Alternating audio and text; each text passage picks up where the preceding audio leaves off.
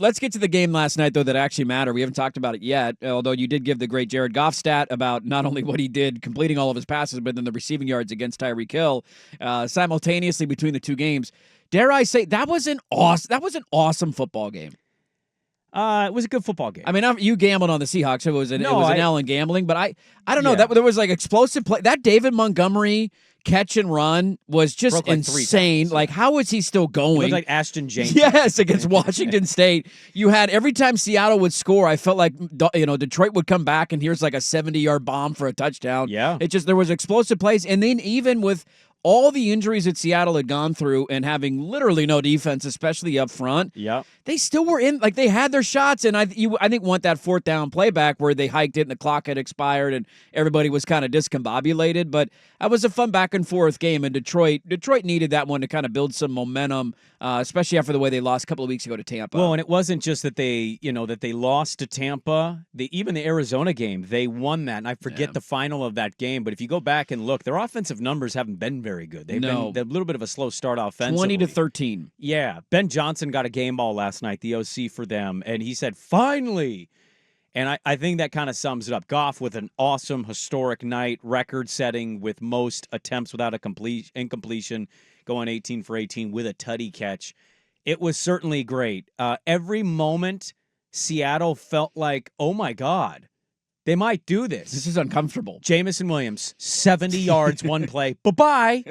And you mentioned the run by Montgomery. That was certainly backbreaking because he took a shot from Witherspoon, and he stayed up. He took another hit. He stayed up again. He got an additional 35, 40 yards, and they scored every time. It was just timely for the Lions. I think if you're the Lions or a Lions fan, you liked what you saw last night. I actually will flip this. It's one of their worst defensive performances by the metrics, but I gambled on them not because, I didn't know at all they were banged up. I knew they were banged up. Yeah. I just kind of liked the feisty nature I think McDonald is bringing to them. And then also, Geno's been really effing good.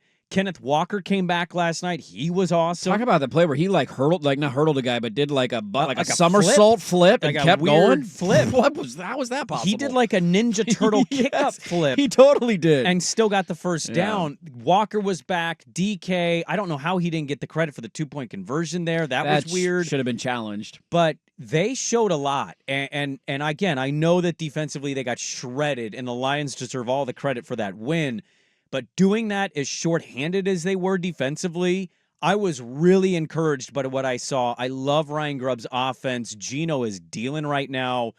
And I kind of walked away going, man, Seattle is certainly a team to keep an eye on the next few weeks, because even without what they had defensively, they had chances to get back and tie that game, if not flirt with winning it, and they just couldn't get stops defensively. I mean, I saw the injury report officially, an hour or whatever before kick, and I ended up laying Lions -4.5 because of that. And boy, oh boy, did they make me sweat the entire night. When they got the stop and got the ball back, and it was a one-score game, there was a pucker factor there, and then you had the offensive pass interference call that negated the fourth down. They ended up having a punt. What did you think of that call? Just out of curiosity. I thought it was like that's one that could go either way. Yeah. I'm not angry at it because he clearly ran at him and was not. Yes. He was not running a route. The play was get him free. Yes, and it just you got to make it look more like a route. I do need to acknowledge though. We try and be honest on this show about when we're right on things and when we're wrong on things. I've kind of chuckled at the notion of Geno Smith, franchise quarterback, at times the last 2 years. Not to say that he hasn't been good, and the storyline's been great, and they wrote me off. I didn't write back. Awesome moments for him. Mm-hmm. I've also brought up the question many times of got to do something long term, right? Like when do you go find your guy? Like at some point, when do you go get your guy? Dude, he is playing the position at an elite level right now. And I know this is one of those games where it drives me nuts that we look, he lost. Jared Goff was better last night. That's fine. He also was dealing with a banged-up offensive line. I think Mina Kimes had a stat for most of the first three quarters. He had an average of 2.9 seconds to throw the football. Not very long, and yet he was absolutely dealing. The pick that he threw was at the end of the game, like you're down, you got to take chances at that point. I hate when quarterbacks just throw checkdowns at the end of the game when you're down by 2 scores. Like you got to get the ball in the end zone and try and make something happen. Watching him maneuver in the pocket, the confidence he's playing with, how strong his ball was last night, dude. Like I am amazed at the quarterback that he has turned into. And again, not to say that he hasn't been good the last 2 years. he seems like even this year the numbers might not bear it out, that he's taken it to another completion percentage 72%. Yeah, like that's the remarkable one for me of all his stats. He's awesome right now, and his turnaround. It's his completion percentage turnaround in New York. He was at 64% last year. He's at 72.5 right now. I know, and I think a lot of this is Ryan Grubb. I think we need to be fair here. What they did at Washington with DeBoer. Should they have hired him? Why didn't the Huskies hire him? I think you can absolutely make that case but then there's also the pushback like, oh, you're just trying to keep it humming and it's never been a head coach before. Yeah. It's not a guarantee. Yeah. But that doesn't matter. That's a benefit for the Seahawks. I think it's a pretty debatable thing. Purdy, Smith, Stafford, I absolutely think is the best. He has no line. He's got no weapons. He's got nothing. He's been awful in fantasy if you care about that stuff. But he's third just because of what's happened. Kyler is a distant worst quarterback. Distant fourth in the NFC West. Not even close. And I've also been really impressed with him. But last night, great night for the Lions. And somehow I think you walk away, if you're a Seahawks fan, very encouraged by the fight they showed.